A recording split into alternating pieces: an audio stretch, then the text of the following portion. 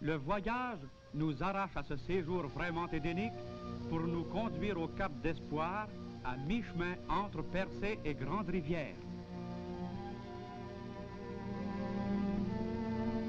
Nous allons nous arrêter un peu à Val d'Espoir, situé à quelques milles dans les terres. Cette paroisse fut fondée il y a plus de 15 ans par l'abbé Poirier, alors curé du Cap. Depuis 1932, l'année de la construction de l'église, cette colonie a augmenté de 50 à 200 familles.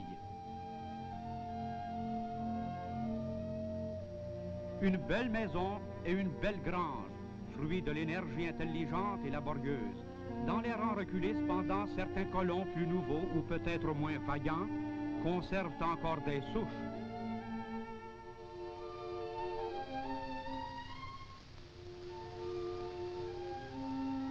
En 1930, un groupe de cisterciens venus de Hollande s'installait à Val d'Espoir en pleine forêt. Ils y construisirent ce grand monastère. Après avoir mis en culture quelques centaines d'acres de bonnes terres, cependant, diverses conjectures les forcèrent à quitter ce beau domaine en 1936. Ils viennent d'y être remplacés en 1938 par les clercs de Saint-Viateur, qui, avec l'aide du gouvernement provincial, y fondent une école moyenne d'agriculture.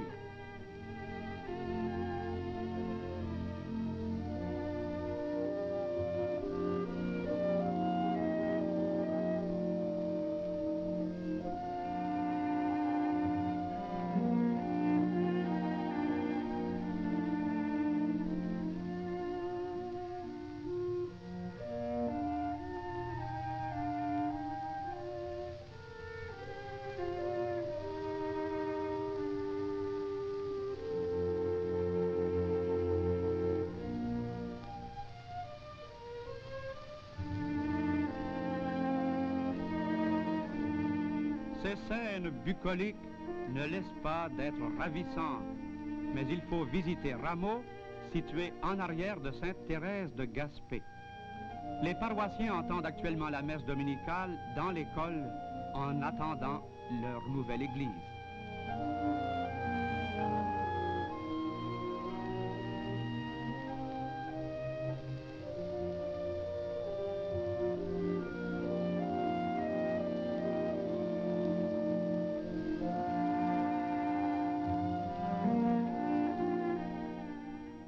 Le curé de Sainte-Thérèse, qui dessert le canton, a justement organisé une corvée pour en déblayer le site.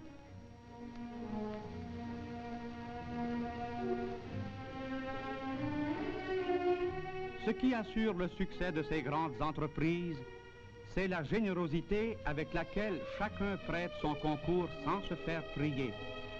Monsieur le curé Gendron préside lui-même aux opérations.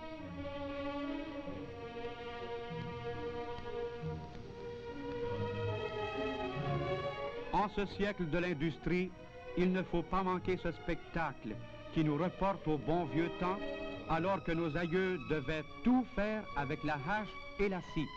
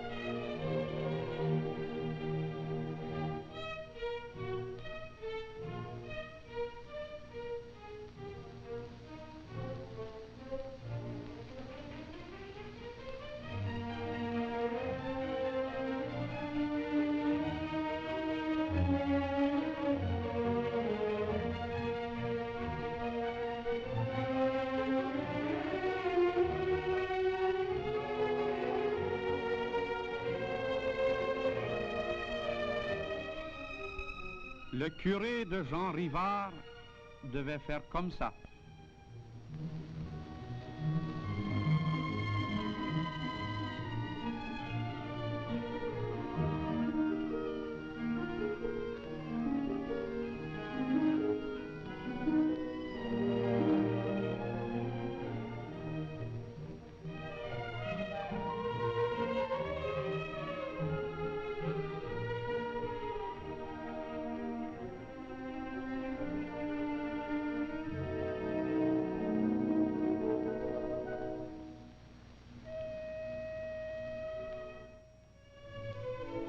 Un beau jardin est le premier luxe qu'un colon peut se donner.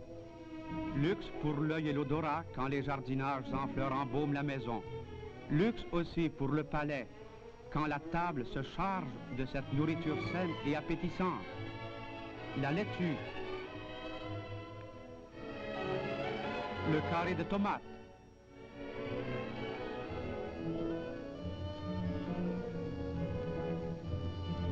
des fèves,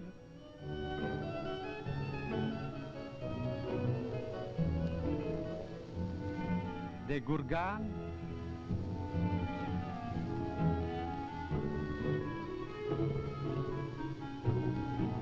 des choux de Siam et des choux et des patates.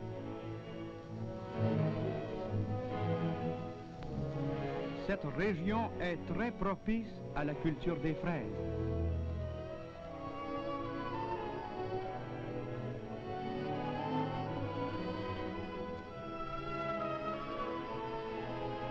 Tenez, voici le fameux pois téléphone qui constitue une florissante spécialité de la région du Cap d'Espoir. De petits sapins secs sont tout ce qu'il faut pour servir de tuteur.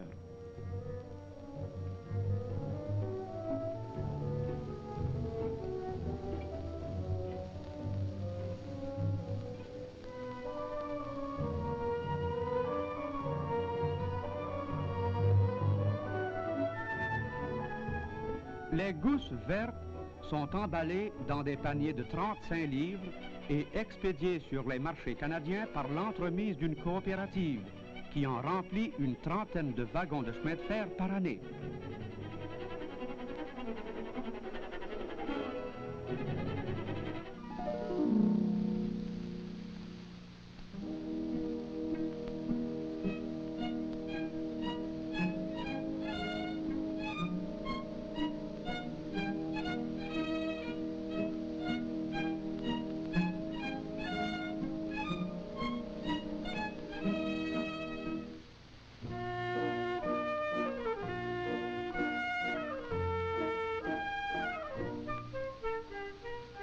Même la rhubarbe a ses secrets. D'un pas tranquille et lent, le bœuf fait sa promenade du dimanche pour le plaisir de la famille.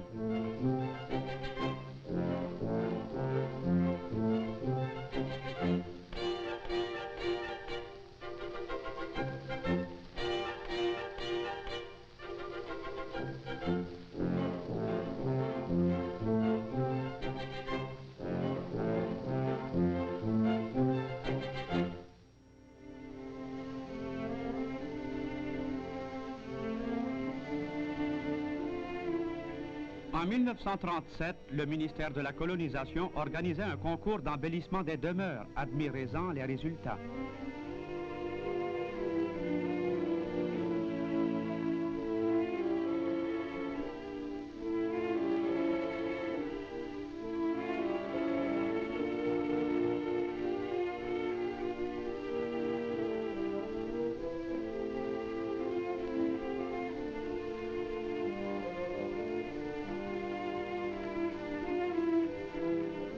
Nous repartons, emportant de rameaux un souvenir parfumé de cette bonne senteur des champs.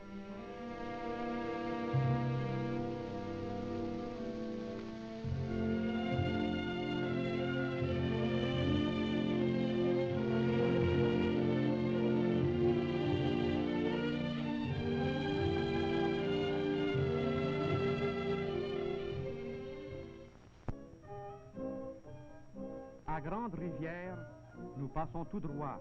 Nous y reviendrons plus tard pour y pêcher la morue. Roulons maintenant jusqu'à Chandler, ou Grand Pabos, comme l'on disait autrefois. Presque tout l'intérêt de Chandler est dans ses moulins à papier qui font vivre la majeure partie de sa population.